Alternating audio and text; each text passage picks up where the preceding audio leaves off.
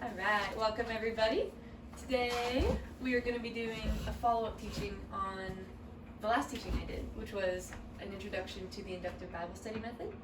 And so today we're actually going to practice using the method as we study it through a book. So just a little bit of review.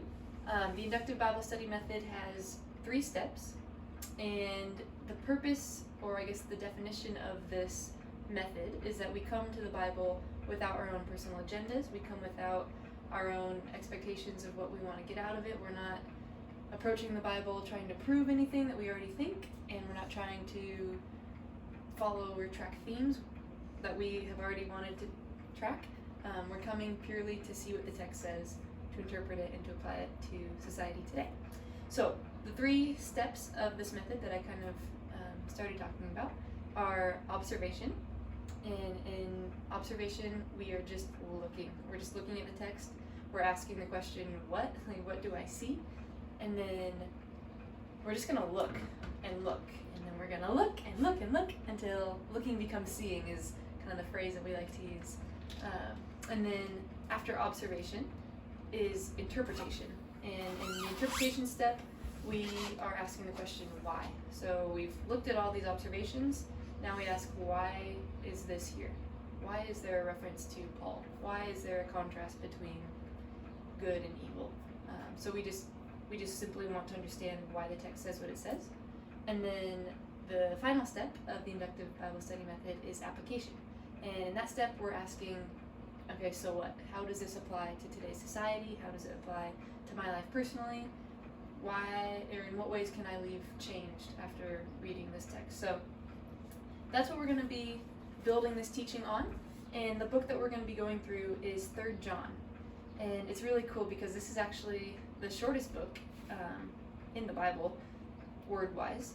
And I just think it's really cool to see that we don't have to look at a large chunk of scripture in order for it to impact our lives. We don't have to look at,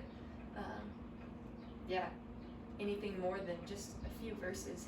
And God is speaking and He's moving. So we're going to read the text, we're going to observe it, we're going to look at some historical background that will help inform our interpretation, and we're going to interpret, we're going to apply, and yeah, are there any questions? No? Okay, well then I'll pray and we'll get into it. Okay. Lord, I thank you so much for Mom and for Grandpa and for your provision of this time and this space and your word. And Lord, we just really are expected to hear from you, to have you speak into our lives, and to touch our hearts. God, I pray that we would leave this time different than when we came. Amen. Amen. All right. I want to paint a little bit of a picture for you guys. Imagine Aaron is deployed. This is not too hard to imagine. He's done it before. So maybe remember. Okay, Aaron's deployed. And this you do have to imagine a little bit. Imagine he was dating Courtney while he was deployed.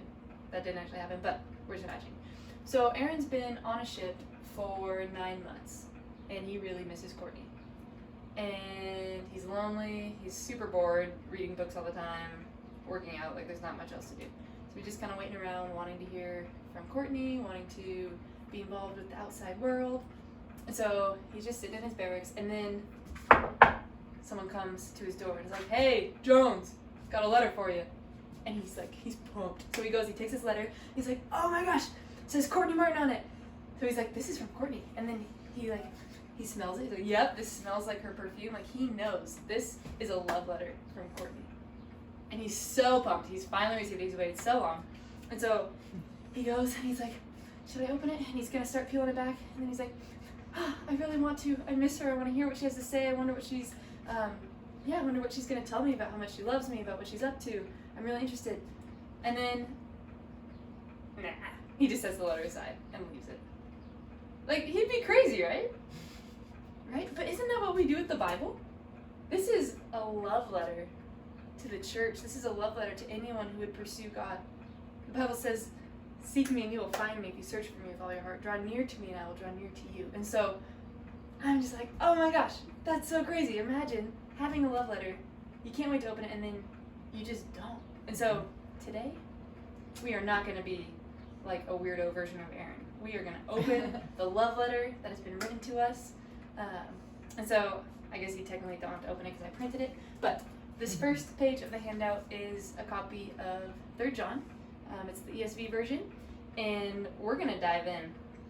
Now, with the first read through, I want you guys to just try to get an appreciation for the book. It's just a big picture. This is what the book says. We're just going to enjoy it.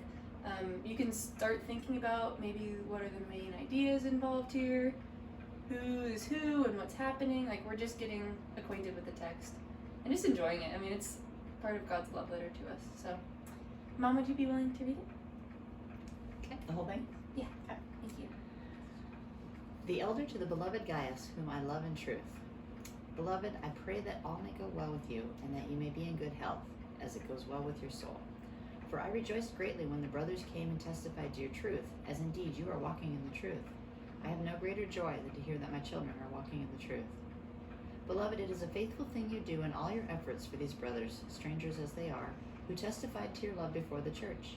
You will do well to send them on their journey in a manner worthy of God, for they have gone out for the sake of the name, accepting nothing from the Gentiles.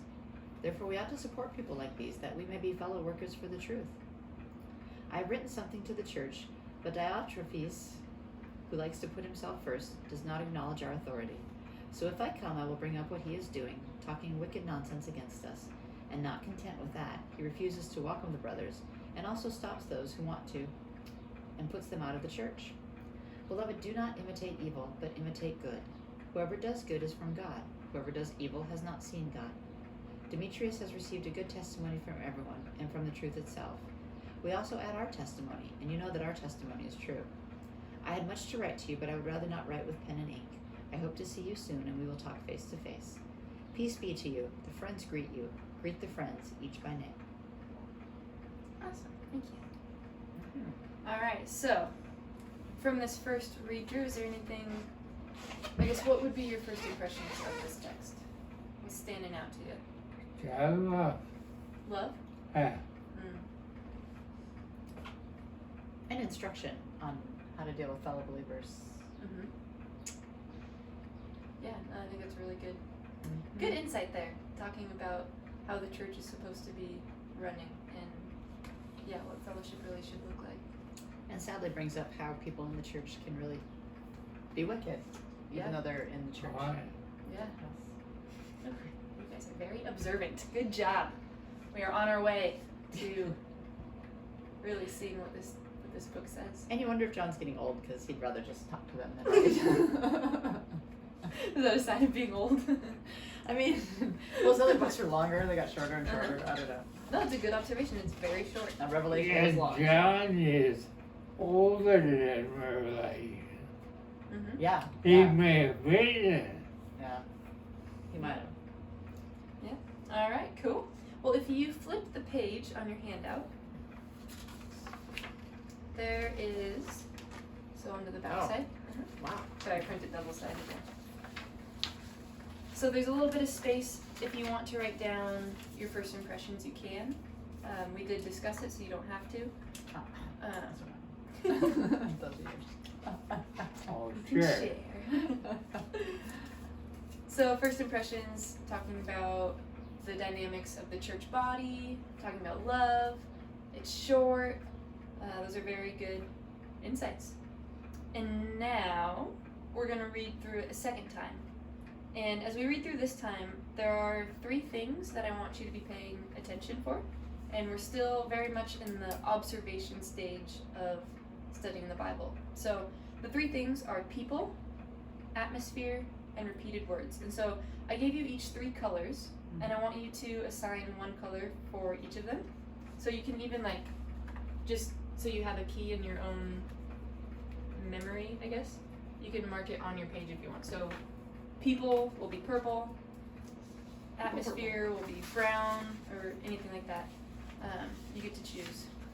So, as we're reading through this time, look for people, meaning specific names. It could be general identifications like the friends, elder, but yeah, I won't go all the way, but yes, look for people's names and general references. And then repeated words, typically a word that's mentioned 3 or more times, I would consider repeated. The whole section? Mm-hmm. Okay. And it's really cool, at least this is what I found as I was studying. the Bible is that repeated words are often really good indicators of a theme of a book or a main message that's trying to be communicated. So repetition is super helpful Okay. in understanding the purpose of the book, the main idea of the book. And then atmosphere, those would be words that communicate emotion or give you a sense of kind of the general vibe of the book. So is he mad? Is the author joyous? Is there Okay. disruption in the church? What's happening? Any words that would kind of communicate the atmosphere, I'll have you highlight those as well. All right. So, go ahead and mark it up as you see fit, and I'll just read it out loud. You can follow along with me reading it, or if your pace is different, that's totally okay as well. Remember what colors I picked. So, yeah, for people, do you see any people? That would be someone you could mark. And then what emotions do you see? That's what you would color code with your atmosphere color.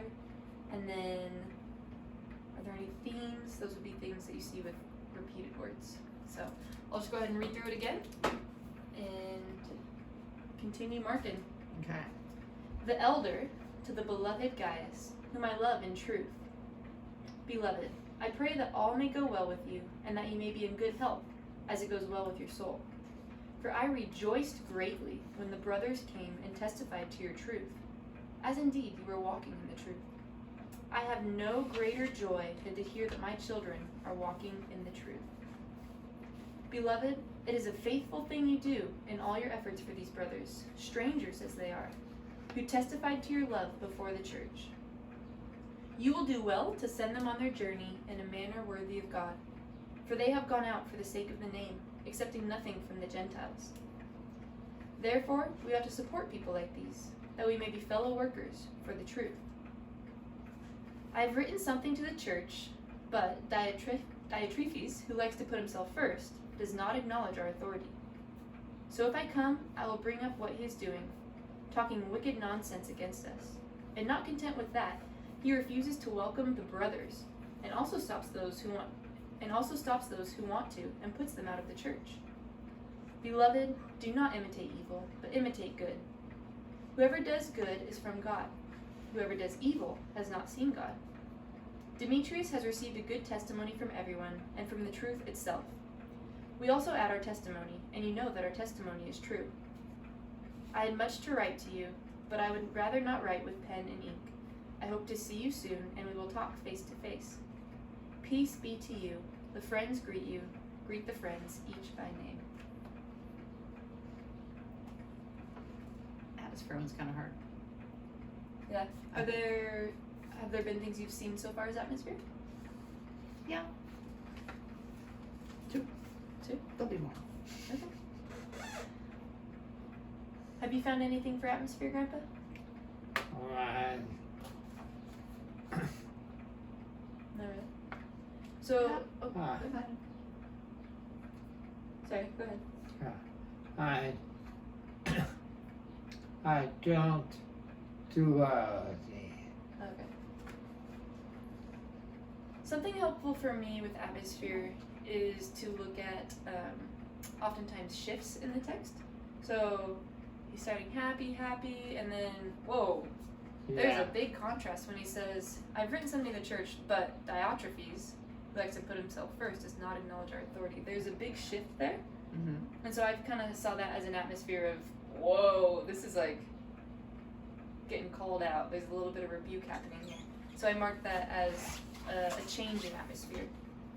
It's not necessarily a quotation that I would mark as my observation. It's just, okay, I see this contrast, and I mark that as a change in atmosphere.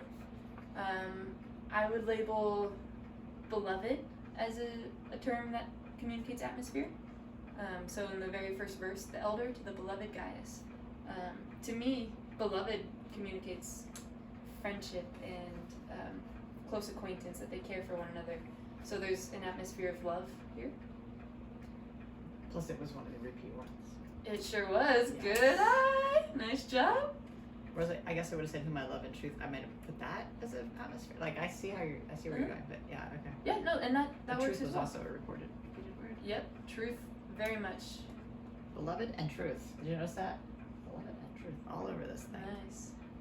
Um, Good observations. Also in the first few verses, verse 3, it says, "For I rejoiced." Rejoiced is a word that communicates I atmosphere. did know that now. Nice. And verse 4, "No greater joy than Yeah. that my children are walking in the truth." You got that one? Nice. Mm-hmm.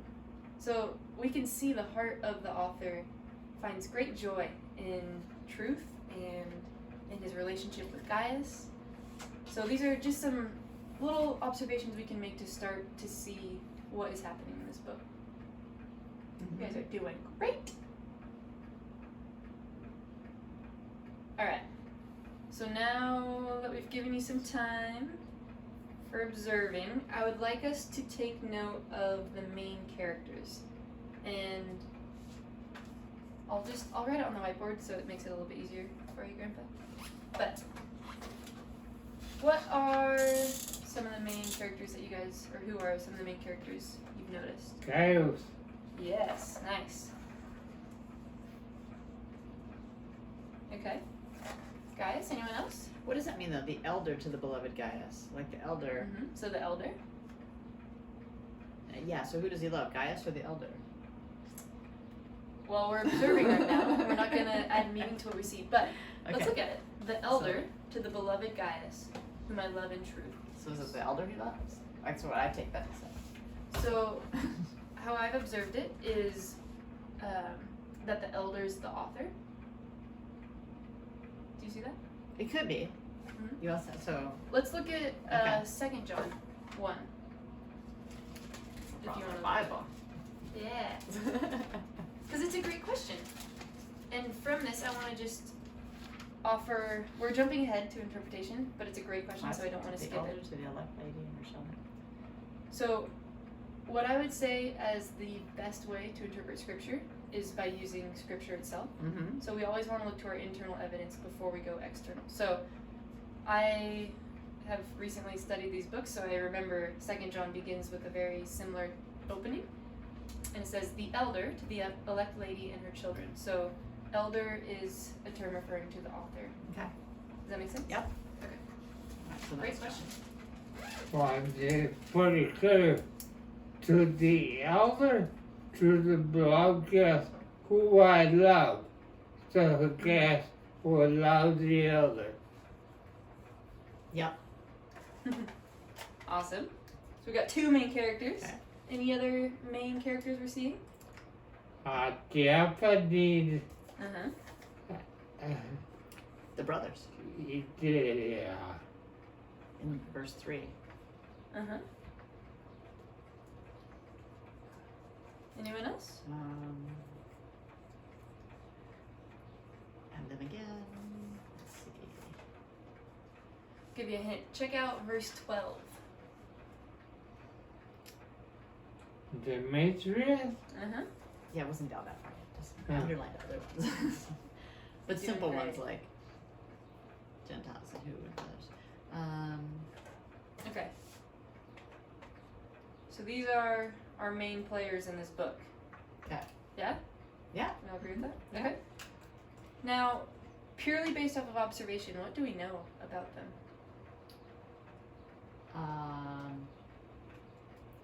We know that the elder is John. Did you get